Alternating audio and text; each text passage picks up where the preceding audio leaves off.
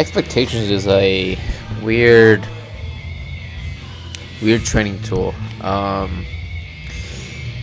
There's one side where you go in with an expectation that you feel like you're gonna fail, you're gonna feel like crap, and then you go in, and you do fail, and you do feel like crap, and you get a crappy workout.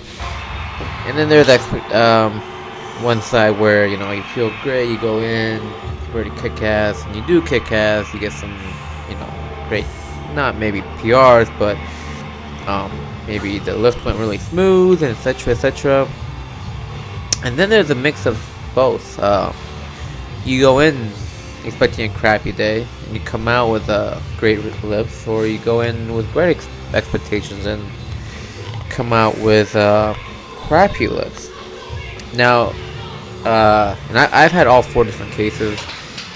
But what I usually find that if I do go in with better expectations, I do come out with better results. And if I do feel crappy, I usually come out with worse result. Now there's the other two I was talking about where it's a mixed one, but usually what I find is Sundays, now because maybe Sunday the structure more towards lower intensity volume, just kind of like a lot of form and just getting a lot of work in, and I know that I'm gonna hit every lift.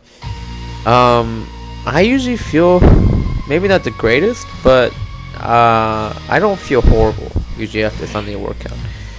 Even if I'm terribly hungover or if I'm just shot and tired, usually Sunday workouts, I get done what I want to get done, and I find that kind of interesting. So I guess the important lesson is go in expecting good results, and it's tough to do that. There are rough days. Some people don't have to deal with that shit, which is lucky them. But a lot of us, a lot of people say, oh, you gotta go in with a good expectation, but the reality is it's not always that easy. But that being said, you do what you can, right? So maybe around gym time, I remember, I still do this sometimes. Some bodybuilders that I heard, they take a shower right before as if they're going to work. I don't take a shower because of the same thing, but usually showers make me feel really refreshed. So I even just hop in the shower. Don't really take a full shower, but I just soak myself in hot water, and I usually feel pretty good going in. So it's preparation that you can do. There's different things, and another thing is food. Usually a full stomach makes me happy. So when I go in, I usually try to eat. So even if I'm dieting, I try to eat most of my calories before working out. Now, there may be hormonal advantages, performance advantages, or disadvantages along with all of that.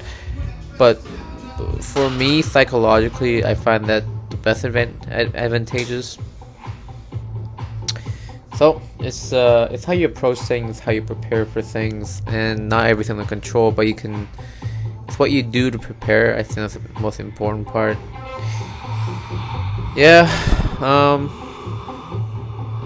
So today's week 7, third day, and I think I'm gonna end this so-called cycle at week 9, and I'm gonna change up the exercise a little bit, see how that affects me.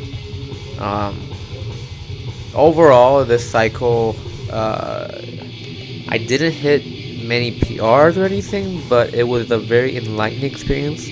A lot of my form changed, and also, if the most important part, my shoulder was fucked up in the beginning of this. So I would say my shoulder is about 60-70% as it was before. So a lot of lessons learned, a lot of things I'm grateful for, a lot of things I be careful of, a lot of things I want to pay attention to. So it was a very enlightening cycle. So I'm not gonna change it up much or my attitude whatsoever, but it was good lessons learned. So looking forward to finishing it up. Remember guys, you can never drink too much, you can only drink too fast. Be the wolf, not the sheep.